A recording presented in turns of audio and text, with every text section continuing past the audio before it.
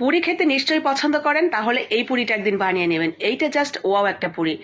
আলু পুরি যে এতটা মজার হয়, না বানালে বিশ্বাসই করতে পারবেন না। ময়দা, স্বাদ মতো লবণ, অল্প একটু তেল এবং অল্প একটু চিলি ফ্লেক্স পানি দিয়ে ডো বানিয়ে রেখে দিবেন 20-30 মিনিটের জন্য। এইদিকে তেলের উপরে একটু আস্ত জিরা ফোড়ন দিয়ে পেঁয়াজ, কাঁচামরিচ, ময় মশলা সবকিছু দিয়ে আলু দিয়ে সুন্দর একটা পুর তৈরি করে নেবেন। পুর তৈরি করা হয়ে গেলে এখানে কর্নফ্লাওয়ার এবং তেল দিয়ে একটা মিশ্রণ বানিয়ে নিলাম। এরপরে ডোটা সেট হয়ে গেলে ভাগ ভাগ করে কেটে নিয়ে নর্মাল সাইজের রুটি তৈরি করে নেব 6টা। তো 6টা রুটি দিয়ে আমি তিনটা করে ওই মিশ্রণটা দিয়ে মাঝখানে মাঝখানে কর্নফ্লাওয়ারের 3টা করে একটা রুটি তৈরি করে নিয়েছি। তো এইভাবে 2টা রুটি হয়েছে। এখন একটা রুটি দিয়ে বড় করে একটা রুটি বানিয়ে নিলাম এবং দিয়ে দিলাম সেই আলুর পুরটা সুন্দর করে বসিয়ে।